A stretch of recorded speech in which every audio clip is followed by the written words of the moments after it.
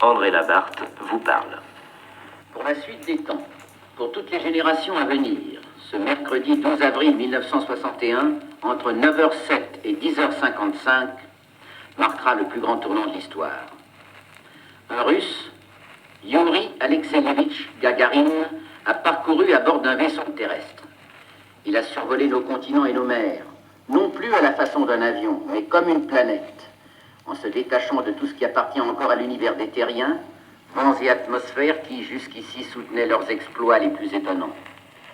Fils d'un charpentier, mouleur-fondeur de profession, ingénieur-pilote, Gagarin est devenu en quelques minutes un symbole. Ce que signifie cet exploit, c'est que les temps du monde sphérique sont révolus. Celui de l'infini en expansion commence. Tout ce qu'il contient d'avenir ne peut être formulé par les mots dont nous héritons du passé. Il est significatif de constater que les adjectifs employés par les esprits d'avant-garde, les plus grands savants de notre époque, pour commenter cette victoire, sont les mêmes que ceux des hommes les plus simples. Les prix Nobel ne peuvent parler que comme l'homme de la rue. Formidable est le seul mot qui soit à la portée de notre imagination dépassée. Quand un fait de l'histoire touche ainsi à l'universel, les hommes deviennent tous égaux pour le saluer, parce qu'ils sont tous également frappés de stupeur. Ceux qui ont entendu le dialogue que Gagarine engageait avec sa base d'écoute terrestre ont éprouvé une émotion inconnue, indéfinissable, presque insolite. Le mot « ici-bas » est désormais rayé de notre vocabulaire. Qu'on le veuille ou non, les hommes, puissants ou modestes, sentent déjà que la science a pris le commandement des choses et que la politique est contrainte de faire bon ménage avec elle. Si la sagesse des nations proclame que le soleil brille pour tout le monde, l'exploit de Youri Gagarin n'appartient pas uniquement à un homme ou à un pays. En parlant pour le génie de toute l'humanité, la science nous impose son langage fraternel.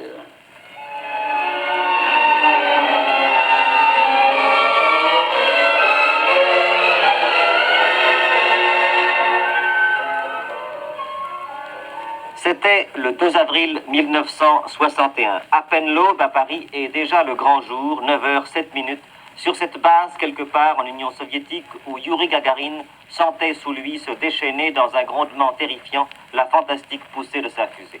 C'était, dans l'histoire de l'homme, les premières minutes à suspense de l'aventure du Christophe Colomb de l'espace à bord du vaisseau cosmique soviétique Vostok, 4725 kilos.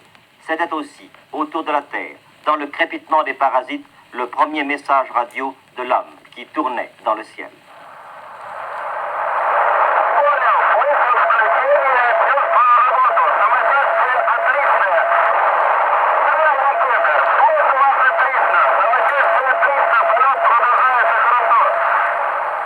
Je me sens très bien.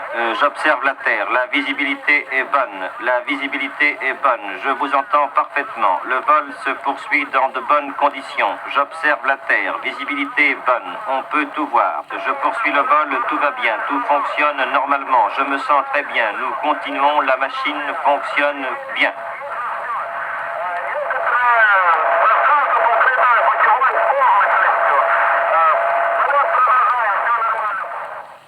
L'homme qui revenait du ciel après y être resté 108 minutes à 28 000 km à l'heure, c'était le major Youri Gagarin, un Ukrainien de 27 ans, un pilote d'essai, au physique un Russe comme les autres, ni grand ni petit, nez droit, légèrement épaissi à sa base, lèvres bien dessinées et au creux d'un menton volontaire comme une fossette d'enfant, un fils de paysan et non de prince, comme il l'a dit lui-même.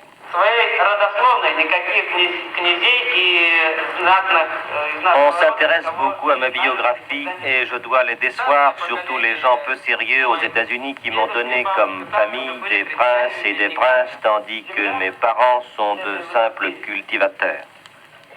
Youri Alexeyevitch Gagarin, fils de paysan et à Moscou, un héros à l'heure délirante du triomphe.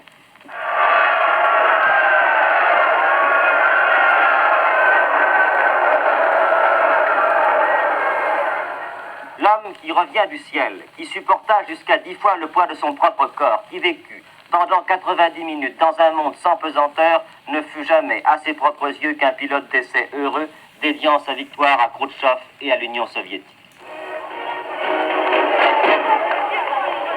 Центрального комитета Государственного комитета коммунистической партии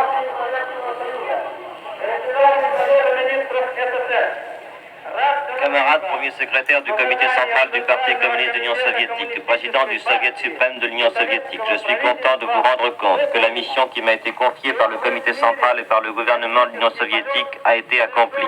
Le premier vol cosmique du monde est réalisé sur le vaisseau cosmique soviétique Vostok le 12 avril 1961. Tous les systèmes et appareils du vaisseau ont fonctionné impeccablement. Je me sens bien. Je suis prêt à accomplir n'importe quelle autre mission pour le gouvernement et pour le parti. Yuri Gagarin. Нашей партии и правительства. Майор Гагарин.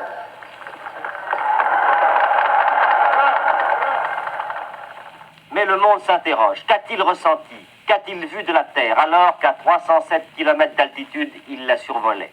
Ce qu'il en vit, ceci. J'avais une très bonne visibilité de la Terre à cette altitude. Cela ressemblait beaucoup, la Terre vue de là, cela ressemblait beaucoup à ce que l'on voit d'un avion à réaction volant très haut. Je pouvais distinguer les montagnes, les fleuves, les côtes des pays.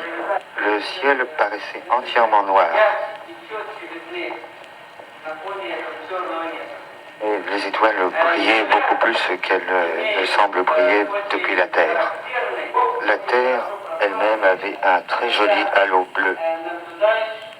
En sortant de la zone nocturne, j'ai vu distinctement les rayons du soleil qui perçaient l'atmosphère de la Terre et alors toutes les couleurs changeaient.